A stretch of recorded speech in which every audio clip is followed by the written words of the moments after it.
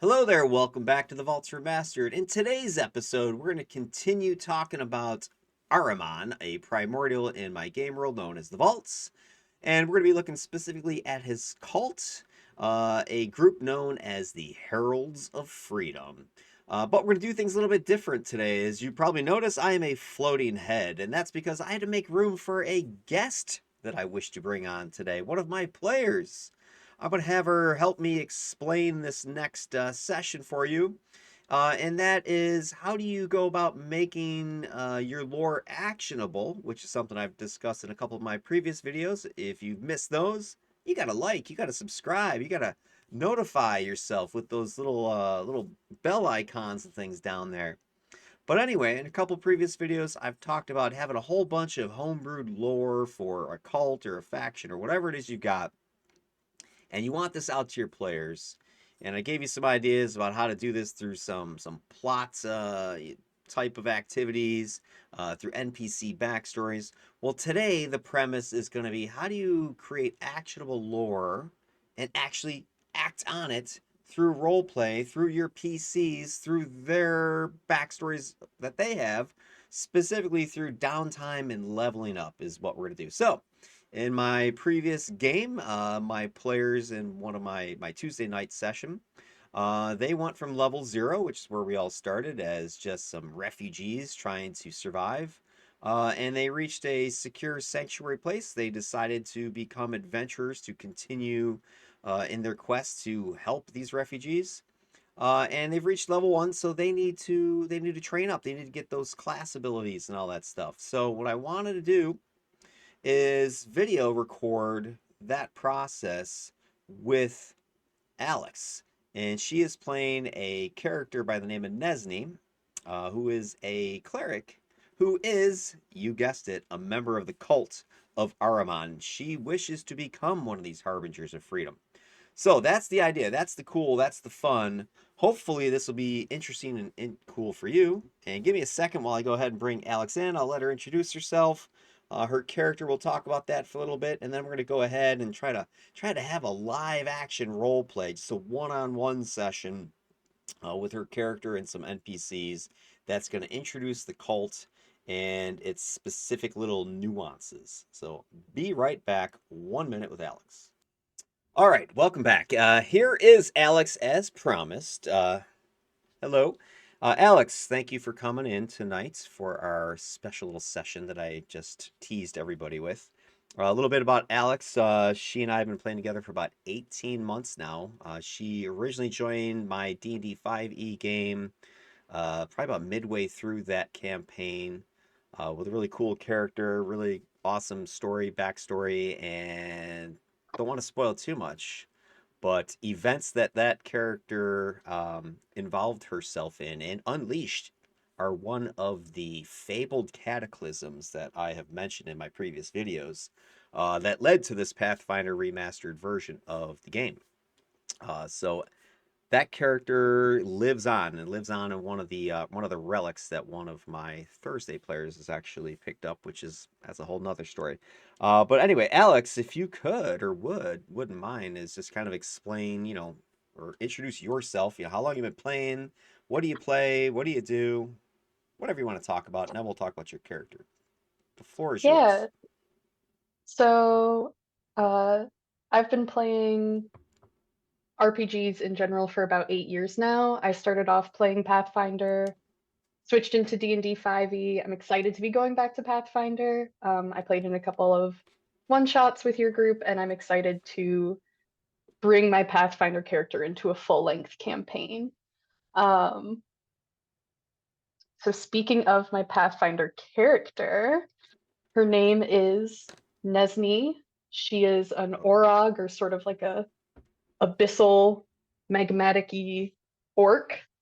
Um, she started off with the one shots. I wanted her to be kind of fitting into the healer niche, but not in a sort of typical healer sense. I wanted her to be kind of a messed up healer. And as sort of the lore of the game world that we're playing in has evolved, she sort of evolved too. So, Yeah, um, I have the pictures of her up on the screen right now, the ones that I got golly, I know they're not exactly what you were envisioning, but they were looking wicked cool to me. So I was like, They yeah, are really cool. Alex, check these out. So yeah, that's and just well, you can explain yourself, but just that eyeball on the forehead, that's going to be that is a central kind of theme thing that's happening that also is tied into this greater chaos versus order theme that I've been talking about with a bunch of my previous videos. So that's not just a, oh, that'll be cute to put a third eye in the middle of the forehead. That's for No, it's realsy. critical. Yeah, exactly. Um, Yeah, I don't know how much yeah, you want to spoil so about that, but uh you could spoil a little bit. well, the way that that scar came about for her, I guess, is she was kicked out of her Orog clan for being essentially too weak, too small. Sort of ferocity and strength is prized by them, and she wasn't able to keep up. So she was excommunicated from her clan, left to sort of survive on her own, and she had been guided by these whispers, these voices that she didn't quite understand. And they led her to this caravan to the current party. And when that caravan sort of ran into a rock slide that blocked their path, the caravan leader called for volunteers, and Nesney was overcome with this vision of uh, some sort of divine presence that she doesn't quite understand that basically told her, if you can free me, I will grant you power, which is what she wants to be able to return to her people stronger, more powerful, sort of proving her worth. And when she got that vision, all these sort of scars and lesions broke out across her skin, and especially this really prominent eye shaped scar on her forehead. Yeah, I'm thinking, and I'm pretty sure this is what you have. Is that is it usually closed? Like, and it kind of Yeah, looks I almost think like a hammer blow to the head that's cracked the. Because this is heads up for people who don't. Orog, and at least this game, or the vaults, they're the way I'm envisioning them. The Orog originated in D&D. I forget what edition, but I'm remastering them. But they're stony skin, kind of grayish, and a lot of them have this lava, you know, molten kind of appearance. So that kind of that crack, it's like almost like a fresh. But I don't know if you're envisioning it open all the time, or is it? the appearance will shift based on sort of how much power she's able to channel through it. You know, who's communicating with her might change how it looks. And I think especially whether or not it has that sort of magmatic lava glow to it or not will Yeah, really change. yeah, because I kind of that's why I like these two pictures is because the first one I'm kind of envisioning almost like you're before, like you've got this Yeah. thing, this fractures, you're not sure what it's all about, and then the after is you join this cult and you've got the cult robe on or the hood or whatever, you shaved your head, whatever you plan to do with the character, and you're channeling your divine power, this primordial energy that's Ahriman, who's not Ahriman. You Alex has already been spoiled, so she already knows the secrets. So if you're a viewer going, don't tell her. No, Ahriman is hiding in Payenka's body, so Nesny would believe this is Payenka that is talking to her. But so anyway, as you're channeling this divine power, I can kind of see this eyeball cracking open, and your like lava cracks filling in with smoldering energy or something like that. I don't know. Yeah, for sure. That's cool. Well, hey, let's kind of get to the business of the session. What are we talking about? I already, mentioned this to the audience here, but the big idea is, we've got all this lore, right? I mean, I told you like 25 pages of lore for just Ahriman or something like that in his cult, and it's not done yet because I still have to finish fleshing out what we're doing. And that's the whole cult things. But what I've been talking about in some other episodes is the idea of making actionable lore. So rather than just having, huge notebooks full of stuff that your players might never see, is as you're creating things, is try to make it so that it's a usable product. You have an NPC backstory. So if they meet this NPC, the shop owner, let's say, they know stuff about the game lore and can share it. Or it's, some lore that you're intentionally making a place that the player characters have to go, and certain checks will reveal some of the lore. So rather than just trying to make it all, oh, I hope and pray my players find the magic book that reveals the 50-page document of lore, and then I read it to them for 3 hours. Make it more natural, more flow. And what's more natural than sort of the RP session between GM and the players? So that's kind of what this is, the idea, and why I asked you to take some time out and throw yourself in front of a camera tonight. Was got I got lore about the cult. Your character Nesney here is joining said cult. So Mhm. I thought it'd be fun rather than again just dumping a bunch of pages on you and say here's what you would know about your cult or not. Make it more dynamic, more because you're a complete noob. I mean, you don't know this cult. You just heard some weird voices.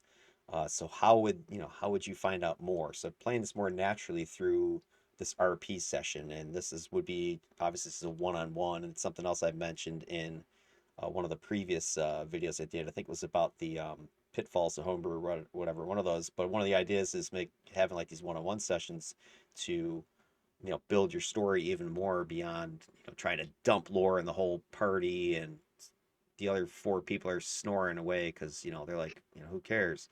uh so anyway, especially this is very intense stuff. This isn't like, oh, you and I chit chat for 5 minutes. It's in game. All right, you guys wait 5 minutes while Alex, Nesney and I have an RP. I mean, this could be 30 minutes of back and forth. You're trying to learn more about your character, your cult. And then me as GM is able to then get your input in real time as far as just your questions that your character's asking, and then I'm able to divulge information, or there might be information that I don't know yet, and then I'm like, ooh, I should probably research that.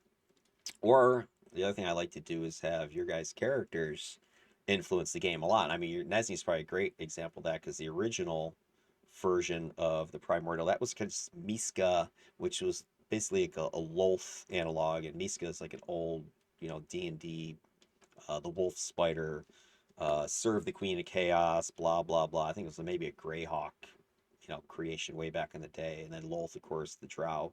So I wanted something of that, but not that old D&D, because once you get into that, you're locked into Forgotten Realms lore or whatever, and this is not the Forgotten Realms.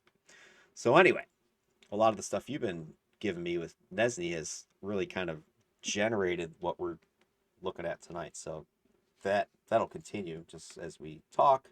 You'll give me stuff, and I'll fill in more stuff. I did give you a couple of homework questions to think about too, so we'll see if you have any answer. Any answer. I'll take the We'll zero. see. We'll see if I did them. Take the zero. All right, so hey, by recap, what you see on the screen, whenever he's looking at the screen, when I'm doing the lore for the cult. So you've got the primordial, and I did the mythology of Ahriman in a couple of videos. Then there's the religion. So what do the humanoid followers of this primordial believe? And then the third part of these primordial videos is the cult, like the actual organization. And this is the most tangible, like player stuff. The other stuff is more kind of fluff that you might encounter or might not, or might be like plot. But this is like stuff you can do that you can use as a character, obviously as a cleric or a champion, or I think like oracles might also tap into divine power. I don't, nobody's playing one right now, but that's another area. Anyway, so when I'm making these cults, a lot of it's based upon some Pathfinder stuff, as well as Cobalt Press came out with a cults, demon cults and secret societies supplement for, I don't know if it was for 5. I think it was for 5e specifically, but I used that. And if you saw my Kavarkas series like a month or two ago, I got into how I did it, why I did it, etc.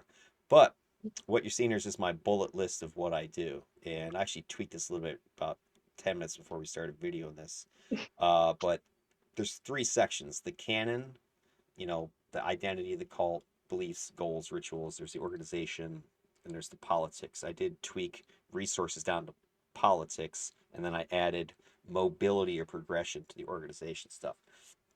But anyway, secret spoiler slide for the audience that you cannot see. What this has helped me do is lay out my notes in little stickies, little NPC or RP information bits into these 12 different categories, so that when I'm RPing with you or you're RPing with me, I don't know which way it would work, but whatever. Um, I have, you ask me stuff about like, oh, where's your base of operations? I've got some info on that sticky section about it. And all this information, the sticky stuff is coming from my that 25-page document that well, it's only about 5 or 6 pages this particular section. But anyway, I've lifted stuff from that, and the cool thing about this, I've been able to specifically adapt it for your character for the scenario that we're having. Because that's another problem you have, right? You got this document of lore, but it's kind of generic, right? It doesn't have context to it. And then all of a sudden you get into a game and the player's like, "Oh, what would I know about something or other?" You're like, let me look through my 50 pages and try to figure it out." So something like this is a cool strategy. I don't know. I think, I hope, knock on plastic that I'm sitting at, uh, it'll work so that I have it right in front of me. I don't have to go digging around my computer looking for stuff. It's right there. And plus, you and I planned this in the sense of, Hmm. hey, Alex, let's have a one-on-one RP session for your level up. Now, you and I didn't plan this like, here are all the answers, Alex, to the questions. I mean, you don't know what I'm gonna say, pretty much. Mm-mm. No. So this is gonna be raw, kids. We're gonna be just winging this stuff, and maybe it'll be good. Hopefully, it'll be fun. I don't know. We'll find out. So, spoiler to the audience. This is what is going on my side now. Alex, what we're going to do is, of course, go through, and I'm on to the next slide here, is the identity section. So we're going to, not that, now you and I are going to dive into these one by one. I'm just, refreshing your memory and Hmm. others as to what is in these sections. So if Desney is asking questions about, who the Harbingers are, where they came from, that's going to fall under the identity category. Then there is the beliefs. If you're asking about, well, who's Payenka, well, you're not going to know who Ahriman is because pretty much nobody knows who that is. But you're asking something about their belief system. I have belief lore, right? That falls under these categories. What do they know about this entity? What do they hold as the truths? That sort of stuff. The goals of the cult. What are their immediate goals? So in game session, if they were to say, Nessie, we need you to do something, that would be an immediate, aim. They would ask you that. They're gonna have bigger goals, of course, which would not be something they're gonna directly ask you to do just because, you don't have the ability to do it. And then of course, what is this cult even getting out of the bargain? By the way, I love this picture. This was my Duro attempts, or the Yara as they're called in the game. So then the goals, you got the dude with like the kind of like Hmm. Egyptian like vest on, and he's studying the covenant there, the Arcanum or the Anarchic Covenant. Anyway, it was a little. It wasn't enough with the colors because his cult's red and black is the main color. So, but I liked it. It was pretty sweet. Rituals. So, what acts of faith are the cult doing? What are the purposes? Ceremonies. This is the recruitment. So, for instance, why are they targeting Nesney? Or are they targeting Nesney? And then if they do target her, what would the initiation be? Who are the members? What's the benefit if you become a member? Like, why would you even bother joining them? Leadership. Who's in charge? This picture's like awesome. This guy's sick. Yeah, it is. By the way, Dolly, okay, Sal, my AI artists. I know some people out there, oh, AI art. I don't, again, I brought this up. I'm sorry if you drew something like this and it stole it from you. I don't know that it did or not. All I know is it looks cool, and I didn't train it, so I just gave it some image prompts and it gave me some wicked cool stuff. And when I do image searches on these images, I don't see anything that like pops up like, oh, this was Johnny Doe's picture that they did for a Warhammer product or something like that. So anyway, I digress. Leadership structure, the power base. So where are they strong? Where are their sacred sites? This is one of the things I said for homework. If and you already gave me kind of one suggestion. Where would you imagine this cult kind of hiding out? I know one place for sure. You gave me an idea for a second one. So that's something else we can talk about. Any other ideas that you might have thought about in the meantime?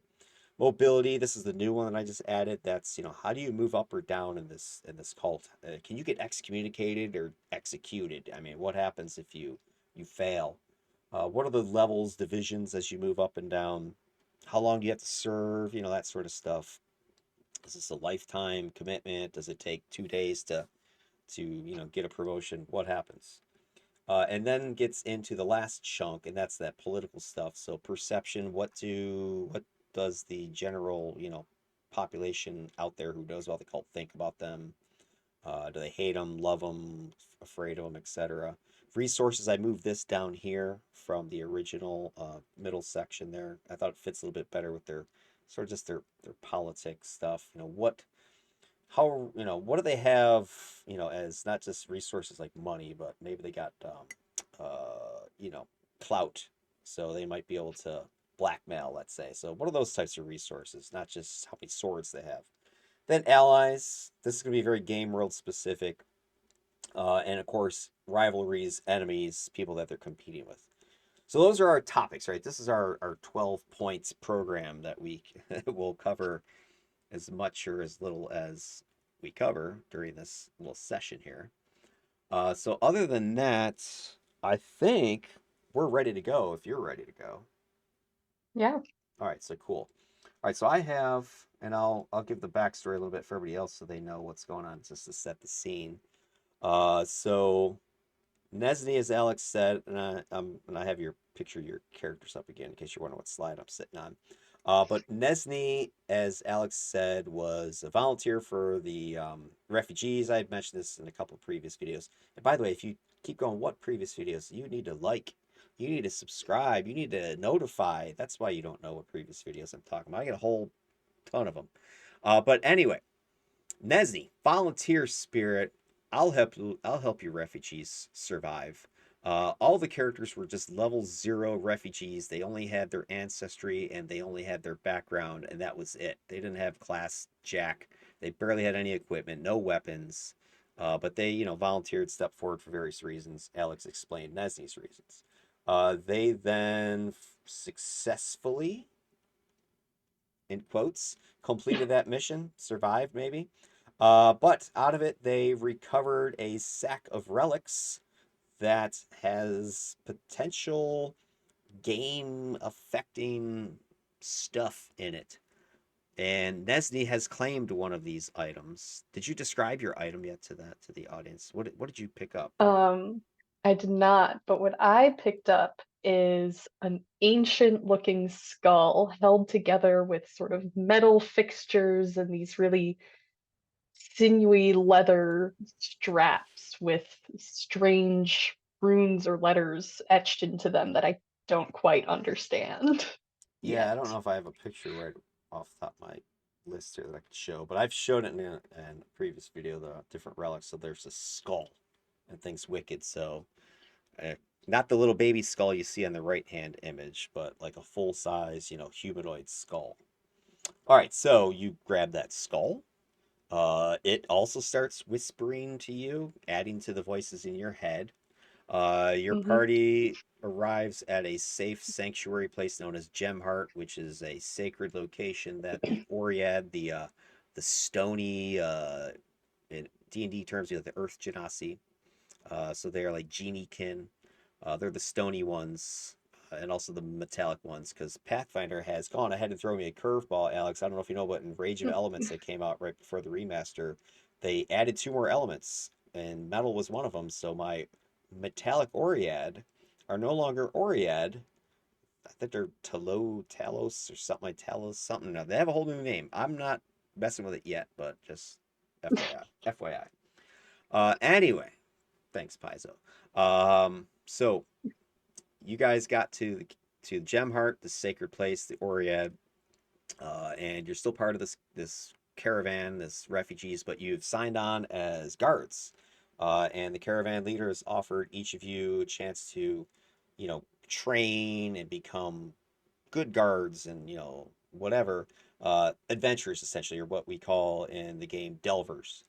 And you were one of those people who said, "Yeah, I'll sign up. We'll continue with the caravan. It's supposed to be leaving in about a week, so you got about 7 days of downtime." And during your downtime, what were your goals that you had set forth for Nesney? So I wanted Nesney to go talk to some sort of religious leader in Gemheart to figure out how can she get more in tune with these voices that she's hearing?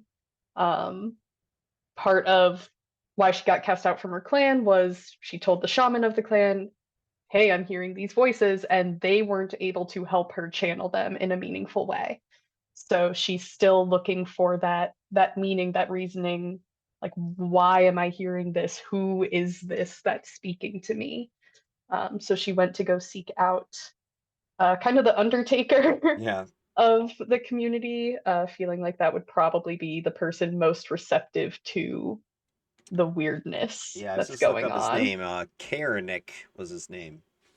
And he was at the Eternal Resting Stone, which is where they would inter their dead. The concept that the Oread have is the from bone to stone, I think it was. So if you die as an Oread, you pretty much get desiccated, like almost mummified. So they drain all your fluids, dry you up, and then crunch your bones and throw it in a vault, like an ossuary, tomb type of place until you turn to dust.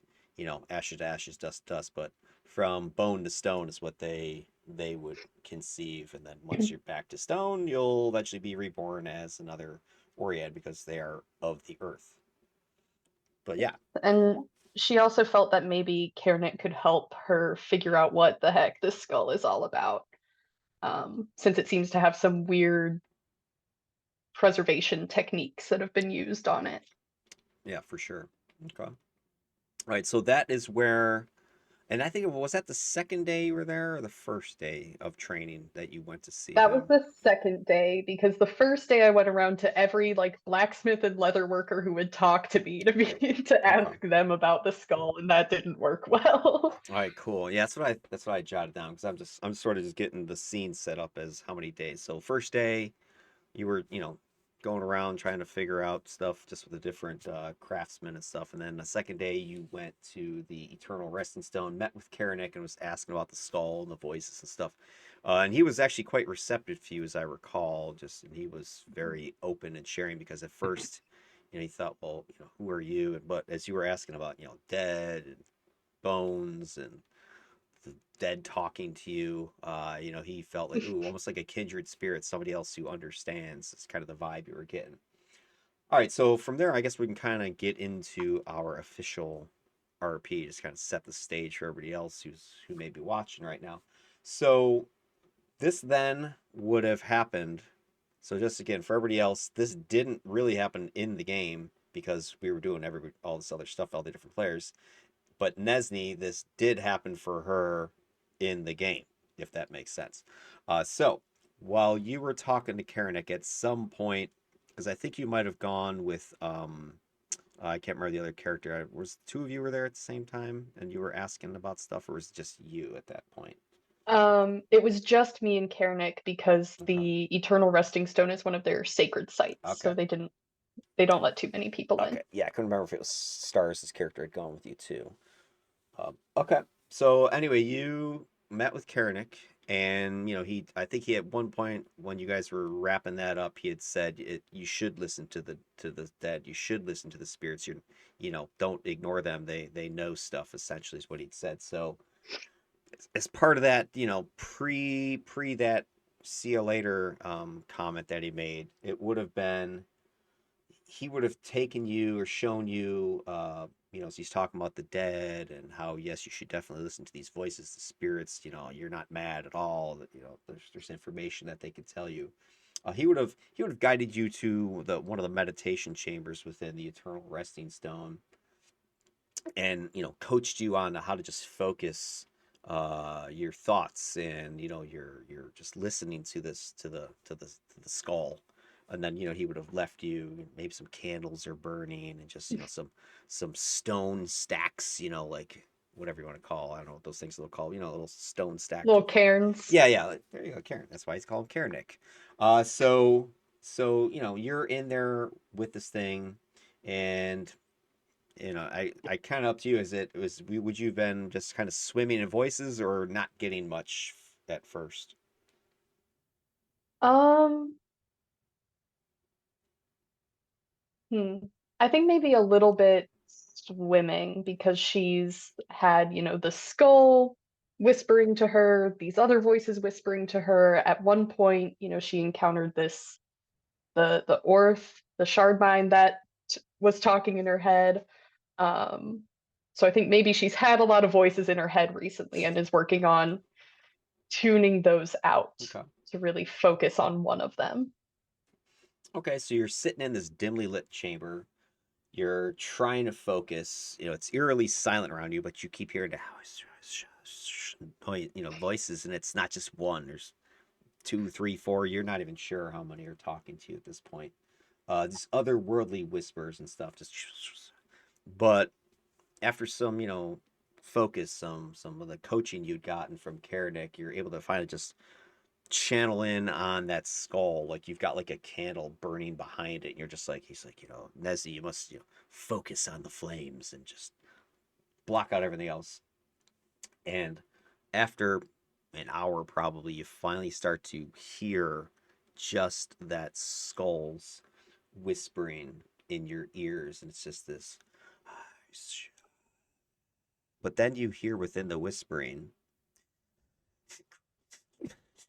it's like whimpering, like cries, and it's a child's whisper. Help! Nesty! Help! Find me! Help, Nesty! Find me! And as this freaks you out, well, I assume, would that freak Nesty out? Just like a child's crying. Um, Probably the fact that it's a child more than anything would Yeah, be the part that's freaking her out. yeah, it definitely sounds like a girl crying for help and seems to know your name. And then the skull begins to shake a little bit on this table in front of you.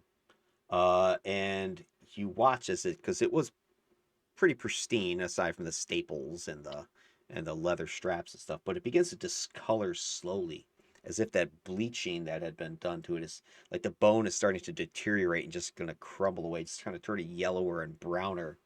But then this brown, it coalesces into this circular impression at the forehead of this skull, and it begins to crack and spread like a spider web away from this thing in its forehead before it halts, about halfway wrapped around the skull.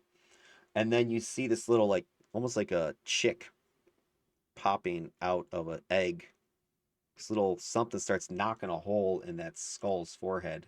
And there's this small, deep blue spider with this glinting exoskeleton, like a little jewel, chips its way out and emerges like some sort of hatchling, and it crawls outward, pauses, seems to study Nesney for a moment before it quickly moves down the nasal cavity there, down the cheekbone, and then approaches like the upper lip part of the skull before the skull opens its mouth, and the spider like crawls inside of this mouth, and it seems to wait there, just glinting in the darkness of the cavity inside, but you can see this kind of like bluish flickering inside there.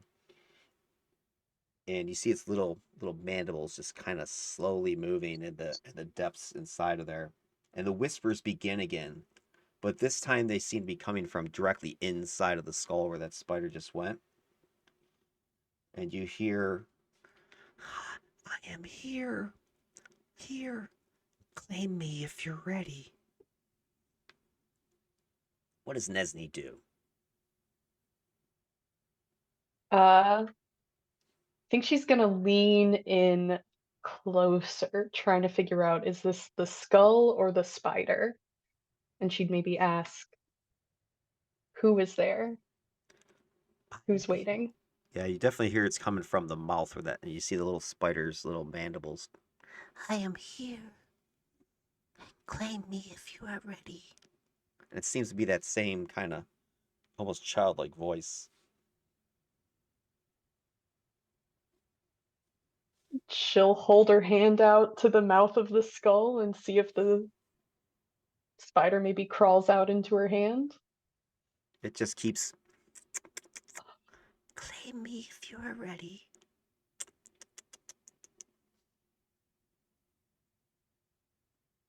I how what am I claiming? How do I know if I'm ready? You will know if you are ready. Claim me. She'd gently pick up the skull again and sort of bring it closer to her, trying to see into the mouth of the skull. Yeah. Yeah, the little spider's in there and it's just kind of sitting there like it almost like it looks like it's already kind of made like a little web in there and it's just kind of sitting there looking at you and you almost seem like there's an intelligence there. I- Who are you? Have you always Were you the one talking to me before? Claim me if you are ready. Am I gonna have to eat this spider? I don't know how else to claim it. It's just sitting in there, so I mean the mouth is still kind of open. And like the bottom I of the skull is kind of like mounted on like a little Yeah. plaque or something like that. So I'll try to reach in and see if I can't sort of get the spider in my palm and okay. pull it Yeah, out. you put those thick gray fingers of yours to try to, get in there. Yeah, so you reach inside, and as you do, the skull clamps shut on your hand. I Yeah. chomp, and just excruciating pain shoots through your hand, up your arm, and blood begins to flow. And the skull's ivory teeth, they stain black with your oily urag essence. And the odor of hot tar that your blood carries starts to reach your snout there. And you try to like try to get it loose, but you cannot shake it loose. And the skull's forehead, as you're like trying to hold this thing, opens again. This time as an unblinking arachnid eye, as it opens, and it's filled with this twisting vortex of black and red, kind of swirling energy round and round. And a moment later, that spider emerges from the forehead eye, looking at you, trail of your blood following it as it crawls up to the crown of the skull and perches up there. And the voice speaks again. This time it's more masculine. Do not be a frightened girl. I am not here to harm you. The pain you feel is merely a test, confirmation of a miracle. You have been gifted with great power, kissed by the wandering spider. I can taste her venom in your blood. Tell me, what is your name? Nesney, Ah, Nesney, you have been chosen. chosen by who? You said the wandering spider chose? Is that you? Within you hum the threads of chaos, the spirit of Payanka herself. No, I am not she. I am but a guide, a voice from the beyond, a herald of the liberation that awaits you. I speak for the harbingers of freedom, Payanka's warriors, they who seek to awaken the world, to break the chains of divine oppression. You may call me Mordrek, Mordrek the Whisperer.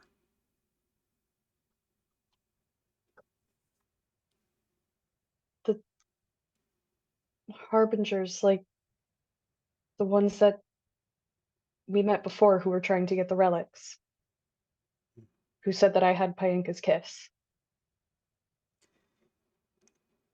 They were not all of our kind.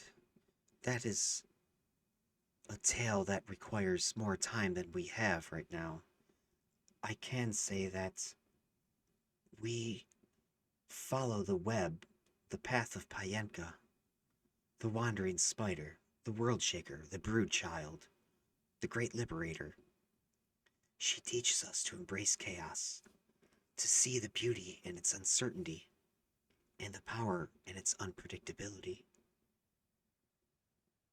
Chaos, it is freeing.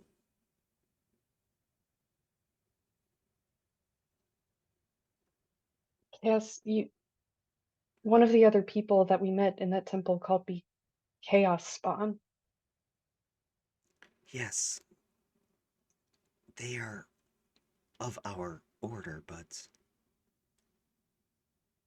this is a matter we will need to discuss later if you prove yourself truly worthy through initiation. But chaos, Initiation yes, to the Harbingers. to more than the Harbingers. A ceremony where your eyes are opened to the Anarchic Covenant. You will learn to draw upon the chaotic energies that flow through the vaults, to feel the world through the senses of a freedom herald. But not here, not now. Tomorrow, when the Ur flow has crested, you must be with the confluence beneath the sapphire stream. You will be able to pierce the weave then, and meet with me and the other Harbingers. Your family, Nesney. There we will speak more, that you might learn how you may aid she who loves you, and has blessed you, our sister, Payenka, the brood child. And you hear that child's voice again. Help me, Nasty. Help me. Find me.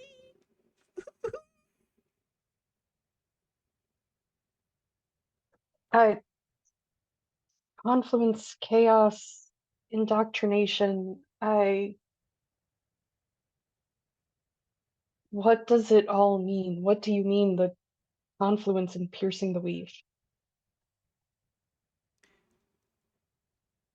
Beneath the sapphire springs, a confluence awaits. It is a place where the energies of the Ur and water and stone and fire all conflict and mix and swirl, and it is a place of sacred chaos to our people, our order.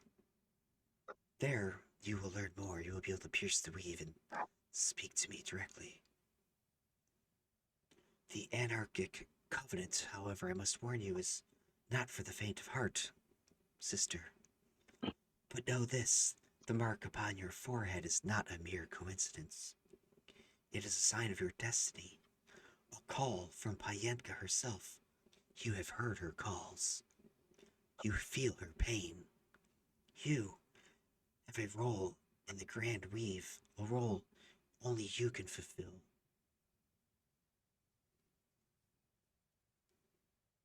If this is Payenka and she has marked me, why did she not make that known when I was with my clan trying to prove myself? Why now? I am not a trick whisperer of a, a follower of Payenka's Anarchic Covenant. The brood child is trapped, as you may well discern from the cries she has been visiting you with. It is all she can do just to manage that. She needs your help, our help, sister. Embrace the whispers. Listen to the chaos. It will guide you, teach you. Your journey with the Harbingers of Freedom begins now, Nesney, if you wish it. Seek me tomorrow in the confluence if you wish to know more. In the shadows of disorder, you will find your true purpose. And the spider crawls back into that hole in the skull, and the skull returns as if it was never marred at all. And those whispers, at least those, cease. What's Nesney thinking right now? Oh man. um I mean, heck yeah, we're gonna go to this confluence beneath the Sapphire Springs. This is Yeah, I'll the give. most guidance she's gotten on this sort of thing in her whole life. Yeah, she's been pretty much wandering alone or, cast aside for a while. Yeah, so I mean, if you ask around, or you might have already seen it or whatever, but there is a location within Gemheart, a like cavern that's known as the Sapphire Springs, where like the water, runs pure and is like bluish from the sapphires that are growing in this cavern. It's a place where like holiness and nature, that sort of thing. I'm not sure any of your current allies have visited the place, but it's on the map, so to speak. You could easily find it. So it seems to be indicating it's somewhere below this place. So maybe the water's cascading and swirling, and it just sounds like it's something of that nature. At least as best you can tell. Now, kind of step out of the role play for a second. That was sort of the introductory day two stuff. So the rest of what I got here is kind of tied into sort of the video concept here. Because, I mean, what I gave you wasn't from my little sticky notes so far. That was just sort of like, hey, welcome to the party, welcome to the club type thing.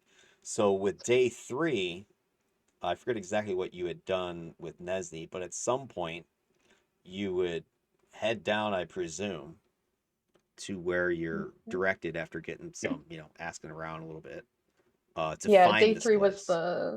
was the library, so I'd probably try to ditch Yasu at some point and be like, "Thanks for your help, Yeah. nerd. I gotta go do my own thing now." Yeah, I remember that. So you probably would have gotten frustrated at some point. She's all book nerding out, and you're barely reading the stuff, and it's like nothing that you wanted, and so you would bail out at some Yeah, point. Oh yes, that makes yeah. sense. So for this follow-up session, and this is kind of for, audience members as well, this is where I've got all these notes, right? All this lore that I haven't even told you anything about. So the next session would be, hey, you go down there, you got your skull, you whatever this I don't want to say ritual, but this place has magic to it. It's chaotic and swirling. Your energy is, the like magnetic energy of the earth itself, and so that is channeling down through the lum crystals, and you got the water swirling down there, and maybe there's some steam vent down there from some hot, magma pools nearby, whatever. So there's a lot of elemental mixing and stuff, and it's probably a dangerous place. It would be like, roped off, don't go down here type of thing, and you're like, Shh, and you get down there, sneak down there, whatever. You make your way down Yeah. there, and the skull again would begin whispering to you, Nasty, Nasty, I am here. Step into the, it'll give you directions. Step into the waters, bathe in the energy, and break the veil type of thing.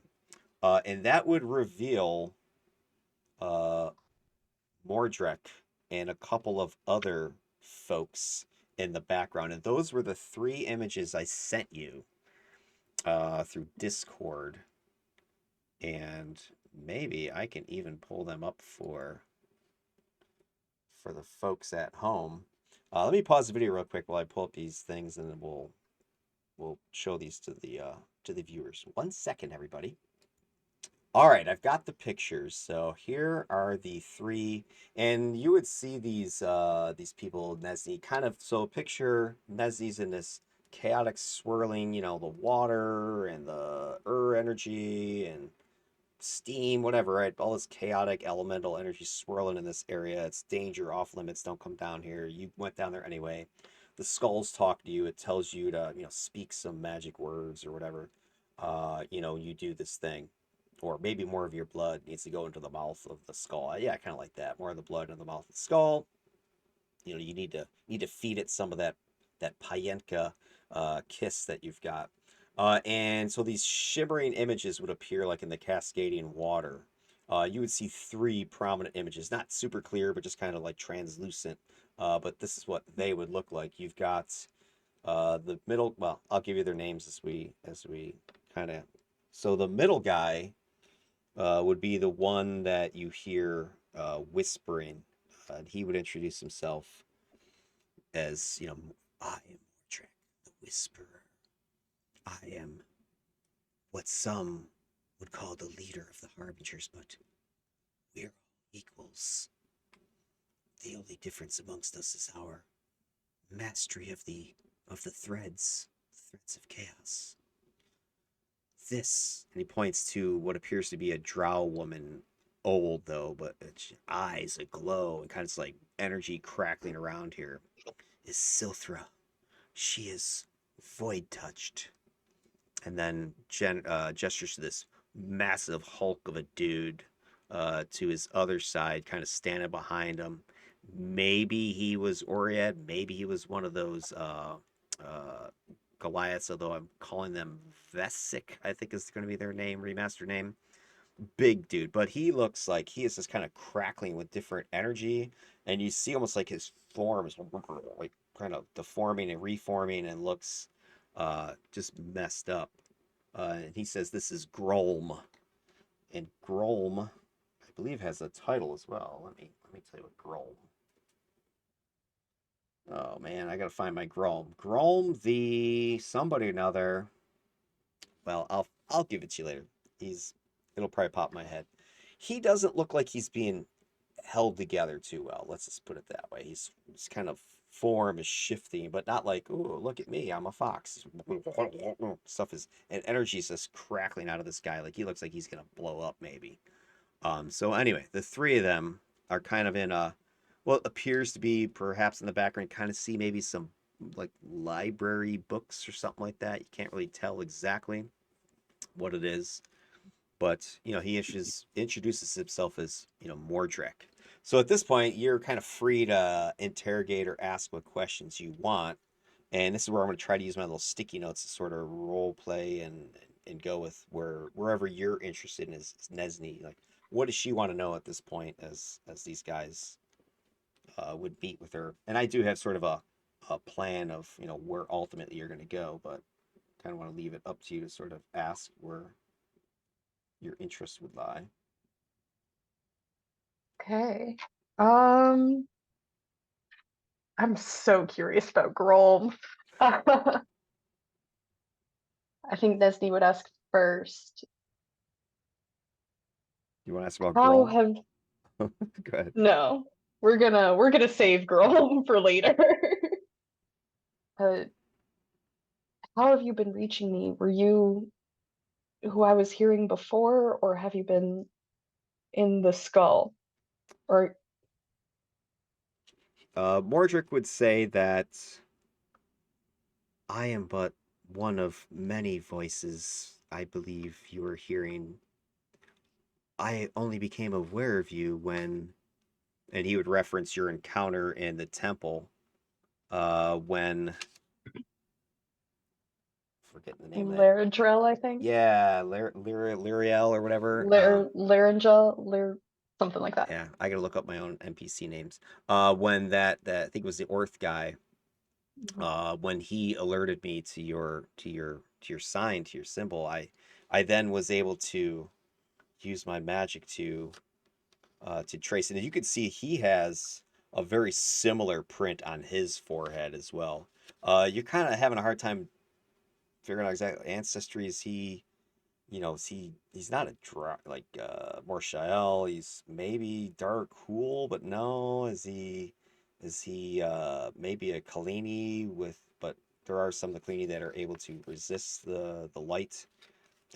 Maybe something you just never seen or heard. I mean, and your people would definitely know of surface race people as well, given that the Orog had descended as orcs originally. So maybe human might be a. You're not 100% sure what this guy is, and he looks youngish, but his eyes kind of belie that he seems to be a lot older than he appears. But he would go on to say that the voices in your head, they're a sign of Payentka's kiss, not madness. As he kind of senses you're sort of like, whoa, those are more voices, not just you. Not madness. And that Payentka, she senses or what you are sensing, the voices you are hearing, you're sensing just the vibrations of the chaos of the vortex, that you were attuned to it naturally. This is why you've been chosen, apparently. And so he would advise. He says, you should listen to the hum of the threads for guidance. Once you are able to sort it out, you will be able to master the chaos in your mind. But no, you do not mind that I call you sister. I feel as if there's a connection, and he points to his own forehead, between us, even though we have not yet met. Do you mind that I think of you as a sister?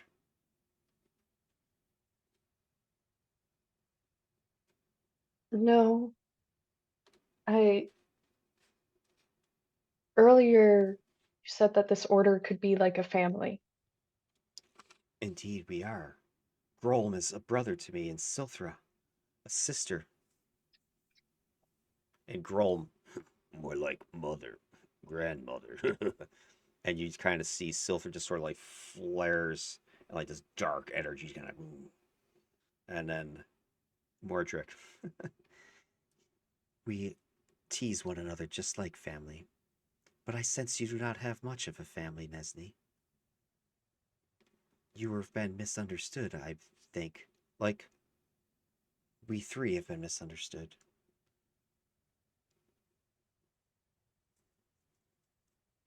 My family cast me out. We I too. wasn't able to keep up with them, and We too have been cast out. And he would tell you that he. Grab another sticky note. He would go on to say that, we too have been cast out, Nesni. My sister and brother and the rest of our cult, the Harbingers, the rest of he wouldn't refer to himself as a cult. The rest of the Harbingers, we were born out of the neglect of our former order, the Emerald Order. And that name rings a bell to you because you remember when you were at the Asush, you had gotten some info about the Emerald Order was in the camp, and they might know some stuff, but to watch out that they were dangerous or something to that effect. yeah. And so he would say that the Order forsook the vaults during the Void Wake when they had the power to save thousands. The Order hoards the means to save the world within tablets, which they have sealed away in the Emerald Spire. We aim to liberate that power, to save the world.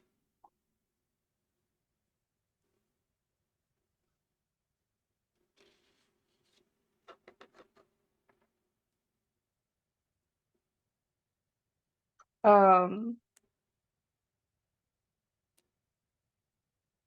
Nessie would maybe try to take a few steps forward, seeing if she can't see them any more clearly, or if they still seem sort of intangible to her. And as she does, she would ask, well, how do I join? Where do I find you? And you see a smile kind of breaks across Mordric's face. He's like, I knew that you were meant to be with us, sister. In in good time you will be with us.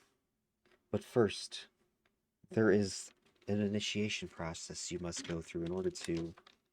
I already believe that you are worthy, but there are other forces beyond myself. Payenka is ultimate arbiter, and he would say that initiation requires sacrifice. We have a saying amongst the Harbingers, from destruction grows freedom.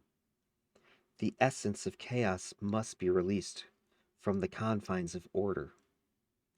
Our initiation, I know that it's such a horrible word to some, but this is how you can show that you have the ability to tame chaos, to wield it, to uh, tame is such a bad word. We do not control, we simply guide, but the process requires study, requires training, requires mental discipline, and part of that is showcased by this initiation process. What you must do is find some sort of construct of tyranny, some sort of organization, entity. It where you do not need to find an entire city. It could be an individual, some some representative of the tyrannical orders that we so battle against due to their oppression of us and so many others. The vaults are full of them. I'm sure that you have heard of the Black Hammer is an example. They enslaved tens of thousands of people in service to worship of Ogremok and the Seekers of the Dark Well. If perhaps one of them, although they are not abundant in these parts of the vaults, but if you find a member of one of these tyrannical orders and destroy it by whatever means you believe appropriate, here in the sacred confluence, if you feed their essence to the confluence, release it to the chaos, that will show that you are indeed worthy of Pyamka's kiss, as I believe you to be. And in the process, you will have a gift bestowed upon you, the materials needed to craft the symbol of the Harbingers, and he kind of demonstrates, to Grolm, who pulls out this massive, like, chain whip with, like, just freaking hooks and stuff on it, and he kind of gestures over to Silthra, who almost like she conjures this, like, glowing, ethereal, ghostly, whip in both hands, and he says, "This is the sign of our order. You will have earned such a accoutrement should you be successful in this task." So kind of out of character, if you find some sort of lawful, orderly, could be a person, could be a thing, it's got to be something of substantial importance. And spoiler, the cliffhanger ending that you guys got is going to lead you someplace that should supply the material necessary. So you don't need to run and go find some perfect vase and go smash it somewhere. It's got to be like a servant of your antithesis, or what these guys are claiming. Gotcha. And he would say, "This is but the first of our um, rituals. We have the 8 threads of chaos you will learn, but this is but the first." Do you think you can do this, Nesny? I think you can.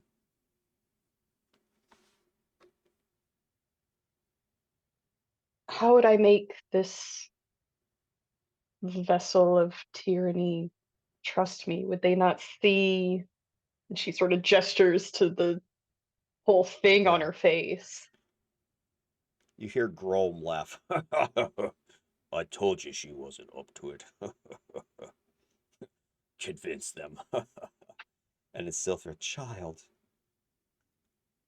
you do not need to convince. You just need to undo them. Bring them." And then you see Mordred kind of holds up a hand. "You may use whichever means you feel are appropriate, Nesny, and then bring the vessel here. I will then provide you with the rest of the information for the ritual. If you are a little bit squeamish or timid, then perhaps we should end our conversation sooner before you get yourself. I'd hate to see you harmed."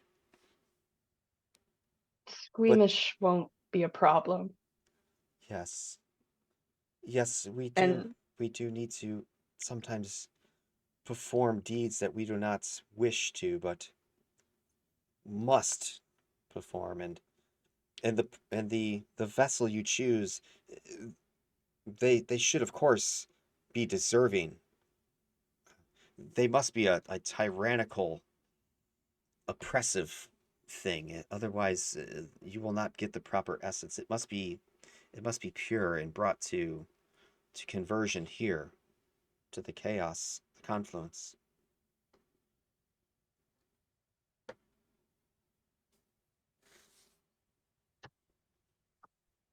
how do I wield this chaos to undo them, as you say? How do I let it flow through me without destroying me? He would say,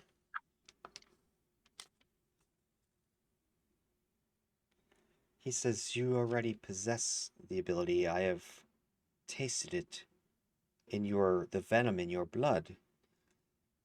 You are aligned with the wandering spider's spirit. Just focus on that. The voices as we spoke about yesterday. Listen to her whispers. She will guide you.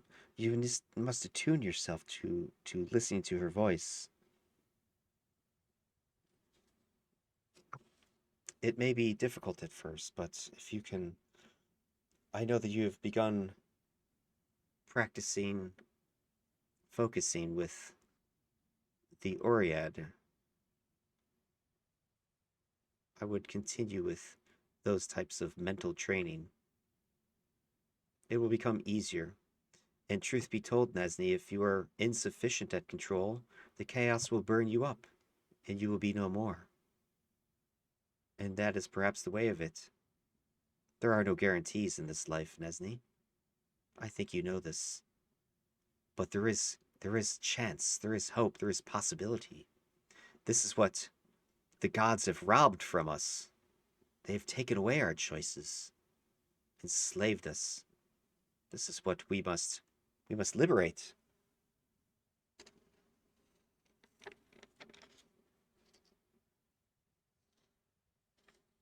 And we believe you are capable of helping us.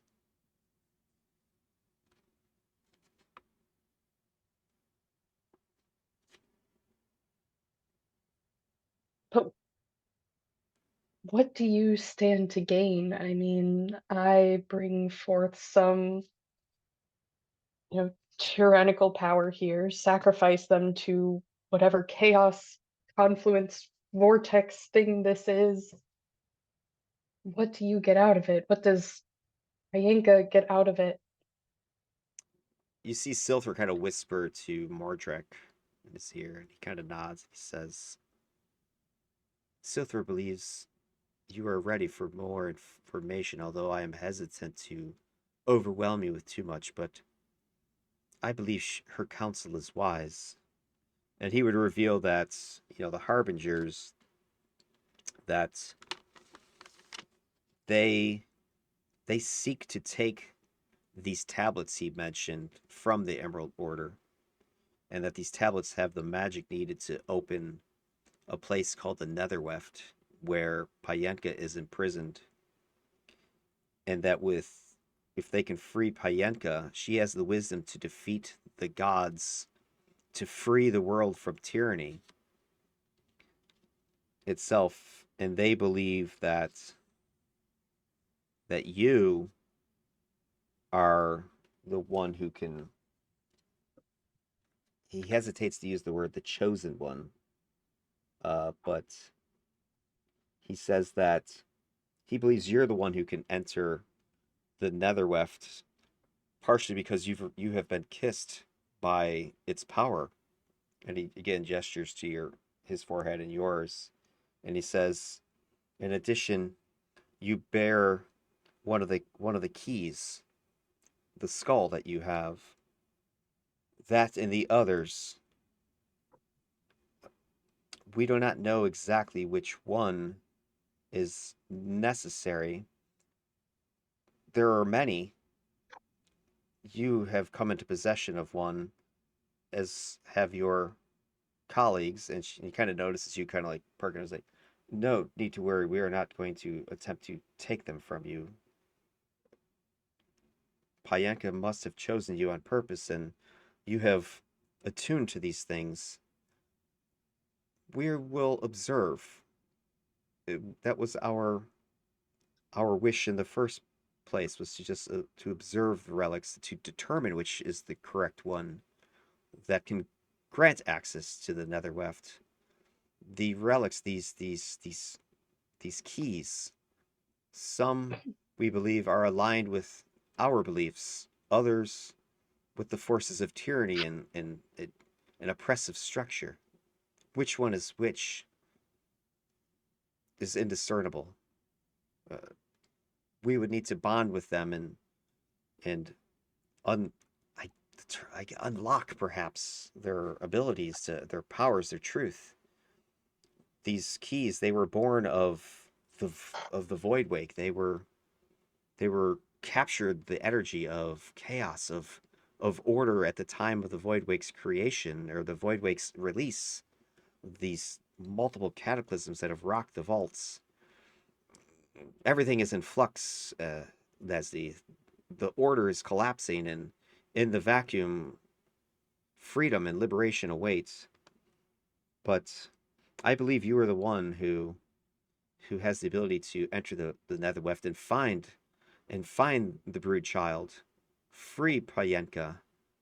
The poor girl has been trapped for millennia. Innocent. She stood for us the mortals against the gods, and tried to free us to give us a voice in our own destinies, rather than slaves to worship, and whether or not we do good or bad determining our eternal futures. And for that she was imprisoned. She was thrown away in a maze, an ever shifting dimension known as the Netherweft. She must be freed, and the tablets have the answers. But the order, you see him kind of getting a little bit angry. The order, selfish, they refused. They said I was mad. That the voices I heard were not from the tablets. And you see kind of Silthra puts her hand on his shoulder, and he calms a bit. You know, Nessie, what I speak of voices that others think are in your imagination when they are not. But you are the one who, I believe, Silthra, even Grolm. He's like, kind of snorts in the background. We believe you are the one, but first you must master the threads of chaos, and as well unlock the skull and the other relics around you, because perhaps it is not the skull that can traverse into the Netherweft.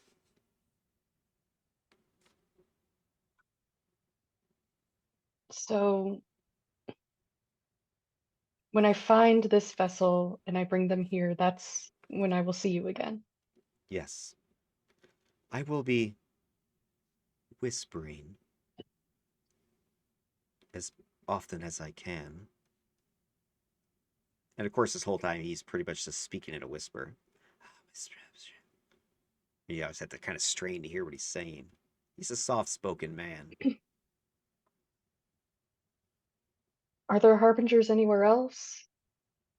Anywhere that I can find them? Yeah, he says that we are not many.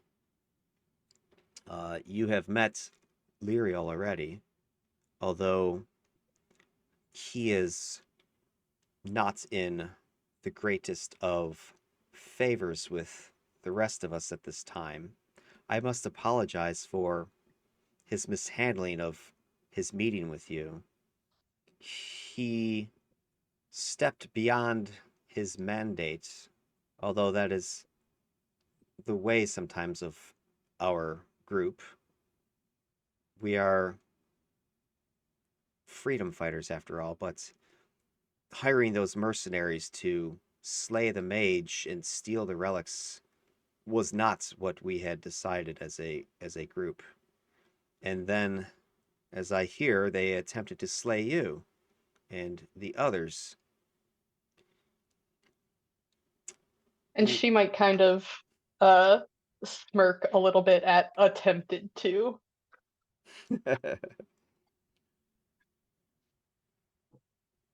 Yeah, and It you wasn't the best first meeting.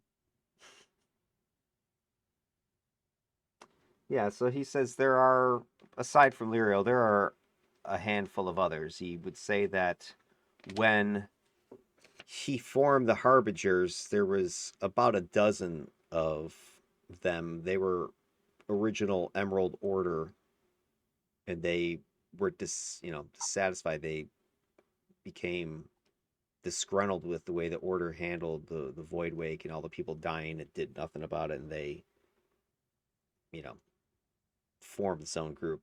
And you gather that he was kicked out for it. So he would say, yeah, they're few in number, but they are strong in determination to see Payenka freed. And then he says that that the only difference between them is that, you know, those who have greater understanding of those, of which of the 8 threads, you know, who is more powerful in weaving them. And he says, you know, I have the greatest gifts amongst us, but there are others. But we must keep ourselves hidden for the most part. Those of the Emerald Order would attempt to stop us. They excommunicated myself and the others, but now as they learn more about what we are attempting to do, they will attempt to stop us. And you, if they learn of your affiliation, which is why you must attempt to keep your, you know, symbol, and he kind of points to the forehead, as concealed as you can, and the skull, do not let it known what it is, one of these keys. And you should make sure that your allies are equally tight-lipped about what these things are, because those amongst the order, for instance, will try to take it. And there was, of course, that other group, when he mentions the Fractured Brotherhood, was also attempting to steal it. And he would tell you that the Fractured Brotherhood, he doesn't know too much about them other than they're an offshoot of the Luminite Lattice, who has been not, well, he might call it infiltrating, has been growing in power in the vaults lately since the Void Wake, and they're preaching their, you know, their light and brightness, and, you know, but they're nothing more than, you know, tyrants trying to get their followers to bend the knee to their lord, the sovereign, radiant sovereign Kavarka. He too must, you know, be shown the error of his oppressiveness. But the radiant sovereign is some sort of offshoot of them. He's not sure. There's some conflict between those two groups that he is unaware of the particulars, and doesn't seem to, like, as long as they don't bother us. But he said, you know, pretty much as long as we remain hidden, we're able to operate and effectively work what we need. But he says that, you know, their main priority is, we need to get to the tablets. If we can get to the tablets, then we can we can open the Netherweft. I was told there might be members of the Emerald Order here in Gemheart. And Grom kind of What growls. should happen to them? I can take care of them. And then Mordric says, no. Caution must be our way, Grom. I would advise you, Nesni, to stay hidden from them. And then you kind of see Silther sort of whispers again to him in his ear, and he's like, it is dangerous, sister. And then Silthra says, if she wishes to prove herself, looking at you, and Mordred just kind of shakes his head. I can prove myself. And Silthra would speak up. Brother Mordric is correct that they are a danger to us, so being caught would not be advised. They would likely, I do not know if they've gotten bloodthirsty enough yet to just kill one of us on sight, but they would certainly throw you in chains, and the relic then would be lost to them, which we cannot afford, because it may be the key we need. But perhaps if you were able to learn why they're there, maybe of benefits. I assume they're looking for us. And then Mordric says, which includes you, sister, to you, Nesni. If you were joining us, know that this is a dangerous path.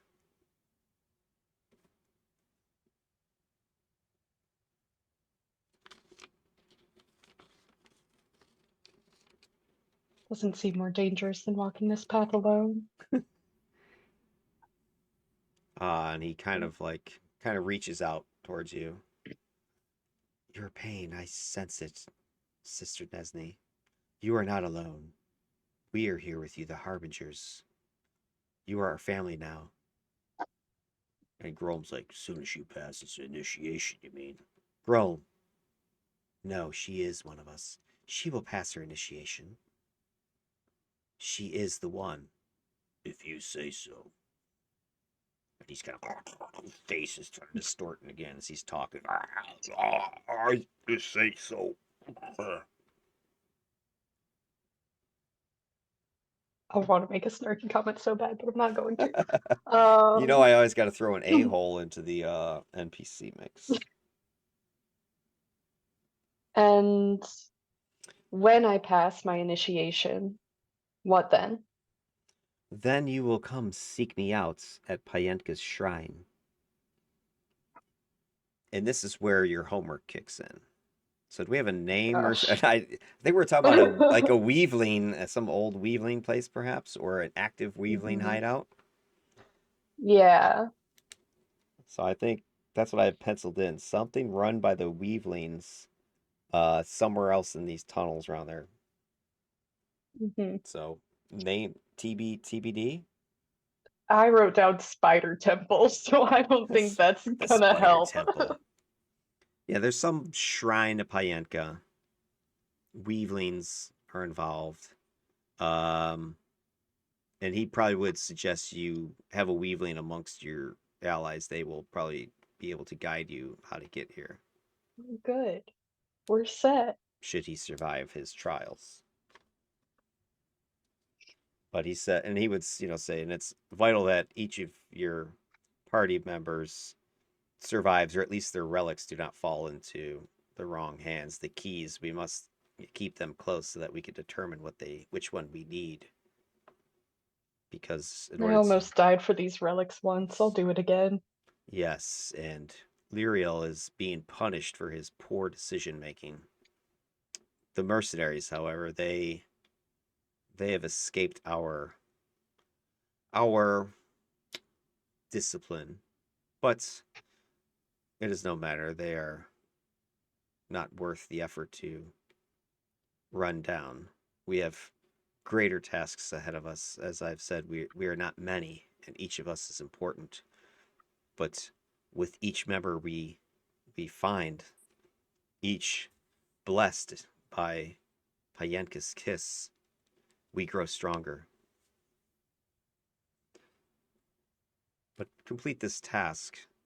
Complete your initiation. That will start you down your first thread.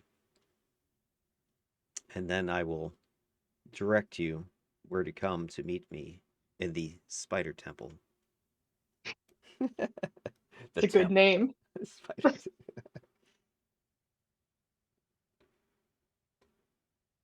And my colleagues, what should they be told? What should they know of all this? You might need to reveal a bit so that they understand the importance of these keys that they bear, so that they do not go and do something foolish. I believe, for example, that Spite Spawn who is amongst you, the reports I have is he is not very reliable with material things. You wouldn't want him to go and sell one or lose one in some drunken revelry. The worm seed, she is wild. She may be a worthy recruit, actually. And he might even suggest she could be useful as one of the vanguards of Havoc, the war priest, or maybe one of the champion. I forget what I was calling the champion there. And that, see the last video if you haven't looked at the previous video where I was talking about the clerics and the champions. But anyway, she might be a worthy recruit for that. Keep your eye and assessment. The weaveling, of course, his kind are associated with Payenka as well. Their creation is due to the mistreatment by the Morshael. I would say you need as many recruits as possible. We all do, if we're to complete this task. This will be no easy matter, for your path lies, if you truly embrace it, well beyond finding an agent of tyranny to dispatch, shall we say, and meeting me there. The the way into the Emerald Spire where the tablets are secured is not easy. It lies within that sphere of darkness that grows within the vaults. It is a cocoon for Payenka, but piercing it is not so easy. Only those of us who have been truly kissed by her, and he again gestures his forehead into yours, stand a chance of passing through it. But walking within by yourself is a fool's errand. We believe the key is the key to accessing the sphere and its unstable nature, and beyond the gate to the Emerald Spire, it lies within our old library. Perhaps you've heard of Ivaforth Hall. It was a repository in the place that the Delvers and refugees would call the Crawls, an ancient ruin of a draconic origin, but we had set up our library there as when we were members of the Order to store away the fools that we were, believing that we were doing the right thing, locking away magic and lore and tomes and artifacts and sealing them away from the people. But then when the Levantosphere appeared, it swallowed the hall and everything around it, our library included, in our way to enter the spire. I myself was graced with its touch, as were the others, and he kind of gestures to the other two, and you start to surmise maybe that's why they're kind of jacked up and it's kind of weird something. But what does not kill us makes us stronger, does it not, Nesney?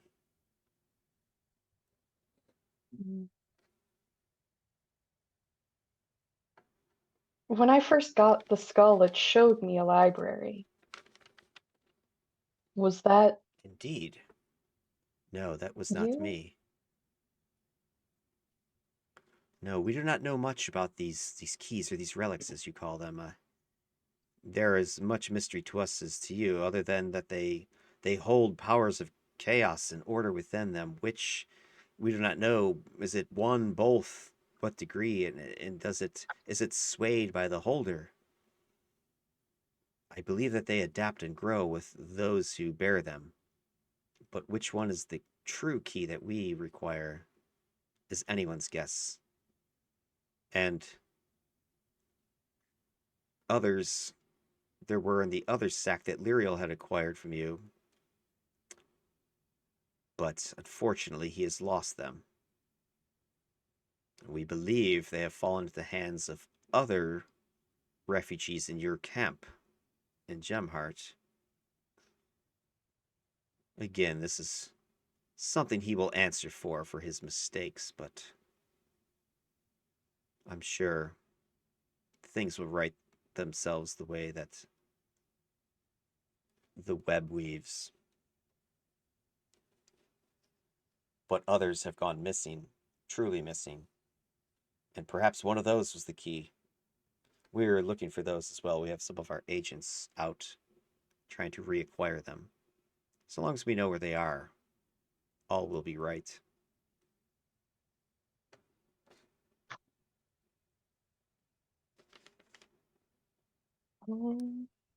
Our time grows short, Nesney. Is there anything else that I and the others may assist you with?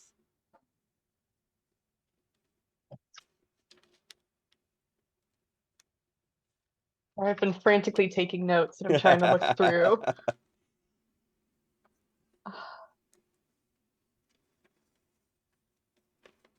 Why would the Emerald Order have locked these tablets away? If they are the keys to liberation, then why not use them?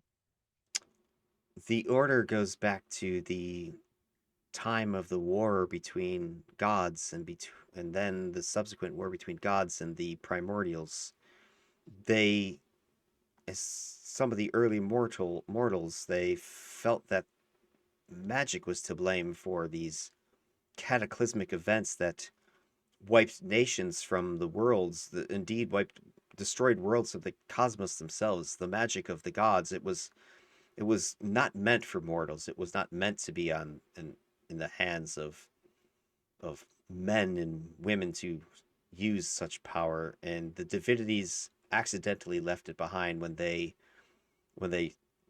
secreted themselves or secured themselves into the heavens.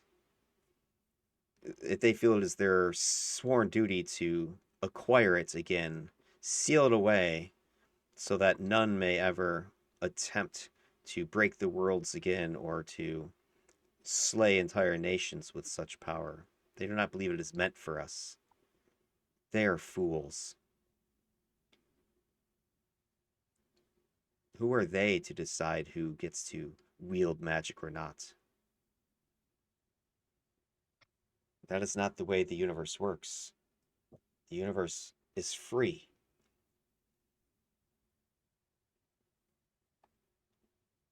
I believe that is part of what the voices you are hearing are telling you, Nesni.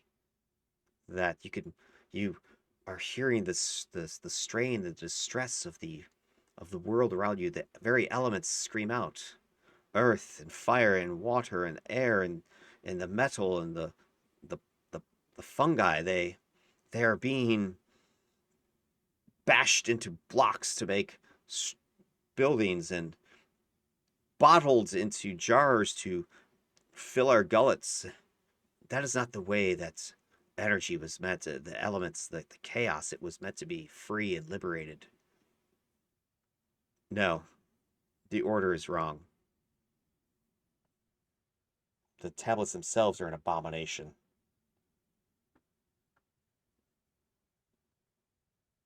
We will free them. You will help us free them, Nesni, I know it. And when we have them freed, we will free Payenka. We will have the power to do so. And I believe you are the one to enter the Vantasphere, to enter the Netherweft itself, and find the World Shaker. And again, you kind of hear that whimpering. Find me, Nesni. Find me. She calls to us, Nesni. She calls to us. I grow weary maintaining this level of power for so long. And Silthra says it. It is time, Mordric. We must close the portal, and our sister knows what to do. I'll be back with the sacrifice. I knew I could It have. won't take long. Mordric nods. Kind of sees, definitely kind of looks like he's sweating a little bit now. And as he says, I believe in you, Nesni. I know that Payenka, this was no mistake, her kiss. I cannot wait to meet you in person, to embrace you as a true sister. All of us. And then Mordric starts to fade away and Silthra starts to retreat. And Grolm is the last one to step forward. Don't screw up, sister.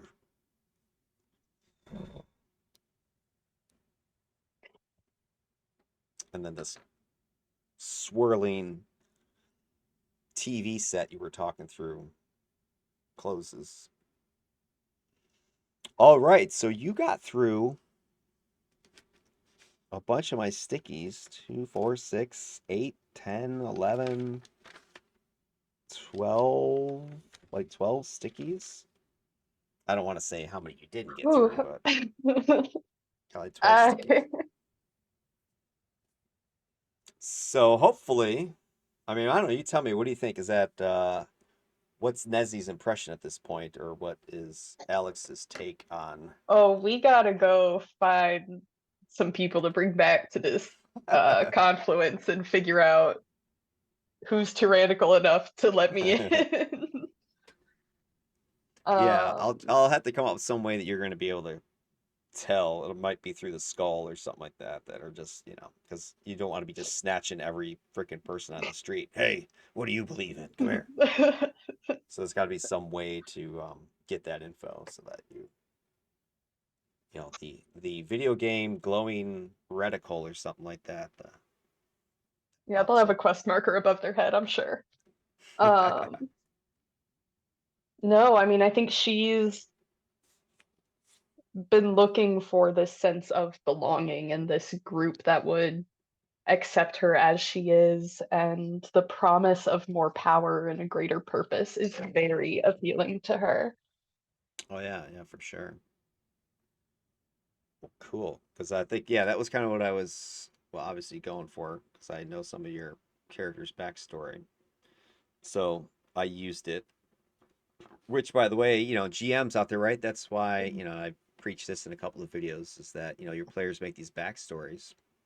If you're not using them, then well, that's stupid, right? Like, I know Nesney wants this, so I'm like, ooh, let me give it to her. And then, because one of the things, DMs or GMs will complain, oh, my players are doing, I don't know what they're doing. Why aren't they following the plot? Well, use the backstory to steer in the direction that they want to go with their character, and then that gets the plot going. So I've got Nezzy, I think, hooked where she's going somewhere and can actually drive traffic a little bit because your other teammates may not. Now I've got Welvern already hooked because I snatched his sister at the end of the last session. So that's where kind of the next session starts. You guys are gonna have to investigate what happened and then pursue. And then you're back in Destiny's mind. I gotta go find somebody that I can. Is she conflicted at all by this? Like, oh, I don't know if I should be doing this, or is she like, okay, No. sir, yes, sir. Yeah, I think if this is a group that to her has said, we want people to be free, we want not just people, but the elements themselves, the very essence of the universe to be free. So one little sacrifice Well, isn't really that yeah, that big of a deal. yeah, especially if they're like some black hammer or something like that. You whatever, Yeah. whatever, no big deal. Yeah, so I want to make it easy enough that you're not going to have to go, ooh, do I got to go murder some, pregnant lady who's wearing a symbol or something like that? That I don't want to make it like that. But it have to be so it has to be somebody that's like easy, like, oh yeah, you're some slaver. You're coming with me in a bag in a Yeah. sack. And I think she's definitely gonna try to figure out why the Emerald Order's here. She's definitely gonna try to overachieve. Uh, but that goal is much less in her skill set than Yeah, just murdering a guy. So, yeah. I had well, that was already in the idea, but I wanted to reinforce it because I figure that's something that maybe Yasu might also want to get mhm. into, or as a extra downtime activity because you guys are supposed to be here another few days. So hypothetically, you go and solve this kidnapping issue. Maybe that's a day. Then you still have a few days left that you're gonna. All right, what do we do now? So to continue the story, because Yasu could be pursuing that. Plus, there's other things that Yasu's got, or Quill Flame is interested in, or Saida. Yeah. Get And I think the Yasu Nesni combo is going to be really good because it's just very like a foil almost. Yeah, I think it's gonna be interesting to see if that character or any of the others is going to try to be the good guy at all? Because let's say What do you mean we're hypothetically, the good guys? yeah, We're sure. obviously the good guys. Because let's say hypothetically you snatch somebody, throw them in a bag, and are dragging them back, kicking and screaming, and they're like, "What the hell are you doing?" Don't worry about it. Oh yeah, and how are you gonna? You're gonna have to get them into Gemheart and somehow sneak them down there. So, that'll be an interesting. That's a side mission right there. How do I get this person back into Gemheart without if they're? But you don't necessarily have to bring them alive either. I don't know if anybody ever said it'd be alive, so you might have options. Have to think about it. Cool. Well, all right. Let me double check to see my show notes if we hit the main things I wanted to do. So we went through most of the canon, the organization, politics. Actually, believe it or not, I even threw in some of the domain and doctrine. Wink, wink, nudge, nudges, which that I did on purpose. So that explains, hopefully for you, like why you become a cloistered cleric, the Mhm, Freedom Herald, I think I called it, or whatever it was. Yeah, mhm. Freedom Herald, I think is the cloistered version. So he is kind of already anointing you that, like, oh, you're our herald of freedom. I can tell. Yeah. Whereas if you had already said, oh, I want to be a war priest or something else, he would have said, oh, you're our vanguard of havoc. He would have mentioned that to you instead. So that's what I was doing when I slipped that in there. And then my notes were pretty usable. A couple times I had to hesitate a second, sort of translate or interpret some stuff to make it make more sense. So hopefully you didn't notice too much that I didn't want to be like reading a sticky note. And it says that I wanted to make it more natural as I went. So, Mhm. No, all I right. thought I Yeah. have a lot of notes I'm gonna have to go through and organize. Yeah. Well, yeah, that's my thing now. In retrospect, I'm thinking, man, I just gave her a ton of information. I even have more too, but that's kind of the idea, though, that you and I can do a lore dump one on one. I think it's more manageable because Mhm. we've been talking for like an hour plus at this point. So you're able to stop, ask me questions back and forth, as opposed to it's some team and Nesney, you're going in and talking to the dude, and I'm like, all right, Nesney, the Karanik tells you, you know, 12 pages of notes of stuff. I mean, you might be, all this is cool, but other people would be sleeping away in the background. Yeah. So that's what I like to do. So, hey, my advice as far as, GM to other people out there would be you can lore dump, which is pretty much what we just did, but we do it in a kind of fun, interactive RP way that's interesting for your character. This way, it doesn't feel like you're boring the other four people or you're just reading a bunch of pages of crap. You're actually having that back and forth. So that's what I think is kind of a fun way to do it. It's the first time I've done it to this sort of degree. But I think that's what I mean when I say actionable. So I gave you a lot of actionable information now. You've got a reason for your class, right? You got a reason for Mhm. tied into your freaking background. I gave you sort of a quest direction. I gave you sort of the side quest stuff. And you have all this lore. You have lore information about how the relics tie in and why they're important. I mean, that's stuff you might want to share with your partners. Like, now this is what's going to be fun because how are you going to communicate all this stuff? Like, beginning of the session, by the way. So you're going to have to figure out Hey a way to, guys, you're going just to have so to you figure out a way to, know. I think it'll kind of be like sort of the way you did Obsidian when she had that big reveal. So I think you choose Yeah. your moment at some point where something comes up in the next session or two where you're like, listen, stop taking your relic and bouncing it off the wall or whatever, or no, you're not selling your relic. Get over here. Or maybe you start taking a real careful interest in where's your relic? What'd you do with it? I need to see it. That sort of thing. And then they're like, why are you freaking up in my business about it? Then it gives Yeah. you more of a reason. Listen, don't make me bite your face. I love these Scolded me pictures. once, it'll bite you too. Dude, what do you think about the skull? I like thought of that. And I'm like, ooh, Oh she's gonna. my god. I'm like, she's gonna love that. I was like, and then for a while there, Yeah. I'm like, come on, Alex, have Nesney put her hand in there. Put your hand in there. I was waiting and waiting. I just I I was nervous that it was gonna like bear trap bite me. That was too obvious. And then I thought it was gonna be something with the spider, and then no, it was the first thing. Yeah. Yeah, that was kind of fun as I was thinking about it. Oh, wait till you see your ritual. What you get Oh to god. do. Yeah, I mean it's gonna be funny, at least disturbing funny. I think Um, you're in my sensibility of disturbing funny, which would be yeah, fun. it'll be great. Amen. All right, well, hey, well, let's wrap this up because we've been going about an hour and 45 minutes. I don't know if I didn't really feel like it went that long, but if you had stuck around this long, member of the audience, there's something sick about you perhaps too. But hey, we appreciate you watching, tuning in. Hopefully, there's some useful information here about how to take lore. You know, doesn't necessarily have to be a cult, right? This could have been, let's say, some warrior code or something like that. We could have been talking about some knightly order, whatever, something that your player characters are involved in, that you can have a fun RP session like this for an hour or so.